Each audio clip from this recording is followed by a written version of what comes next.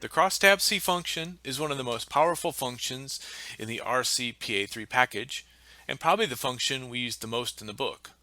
The required arguments are fairly simple, but there are a lot of optional arguments and plot-related arguments which allow you to do a lot with crosstabC.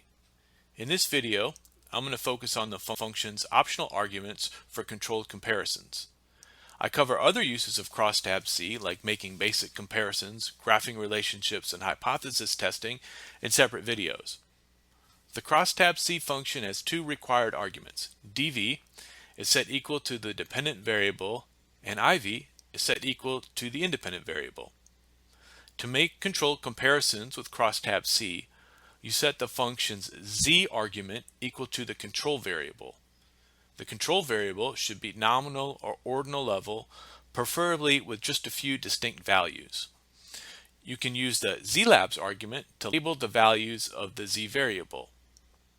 The plot types used to visualize basic cross-tabulations are automatically adapted to controlled comparisons when you specify a z variable.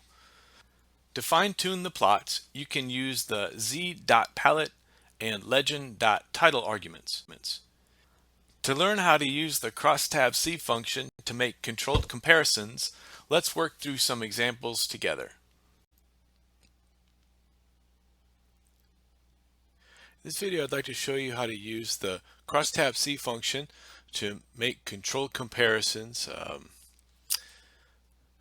So as you may know, we can use the crosstabC function to make a comparison to show how the values of a categorical variable change by categories of an independent variable. In line 6 here, I have an example called the crosstabC that will show the how respondents feel about the importance of electing women to office by party identification, and I've added on the W argument to specify weights for observations using the NES datasets WT variable. Let's run that. This is going to just give us the basic cross tabulation and basic comparison.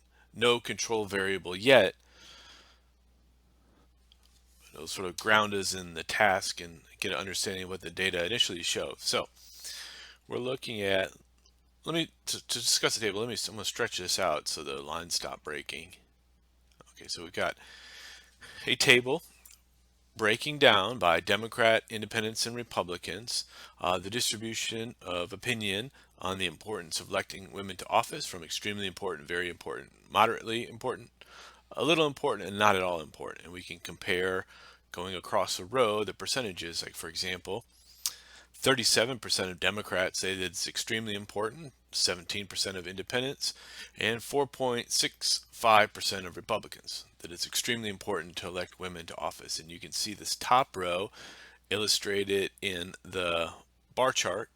The function generates by default the percentages saying that electing women to office is extremely important by their party identification.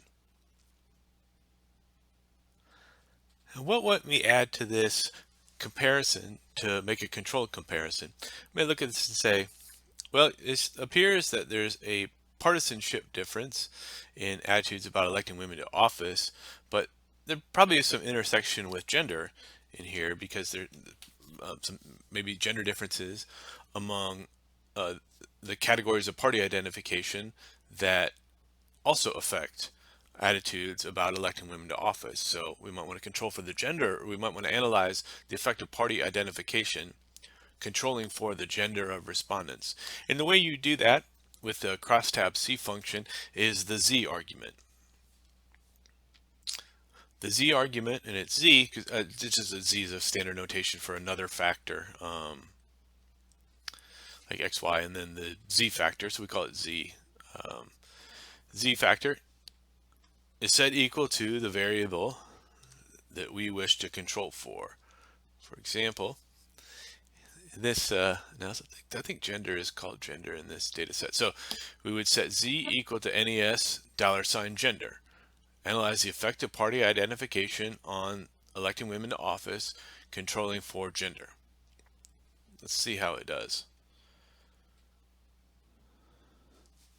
Now this table is going to run quite wide, but we'll be able to make some sense of it. What it does is it's separating respondents by gender, and then within each group of respondents, breaking down the effect of partisan identification.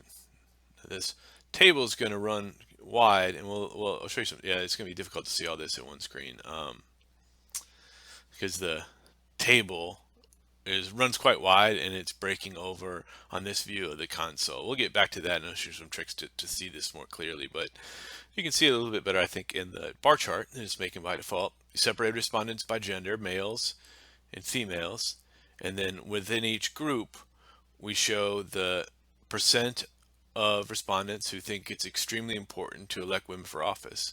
And you can see the legend up here. These are the dark gray is Democrat, the middle gray is independent, and the light gray are Republicans. And it's kind of interesting because you can already see, you know, in both groups by gender, there's a downward trajectory going from left to right. But then if you compare male Democrats to female Democrats, male independents to female independents, and male Republicans to female Republicans, you can see that there's also there's a gender difference. So there's a partisanship difference, it's the downward slope, as well as the gender difference. That's the height, the higher values on the female, given the same category of partisan identification.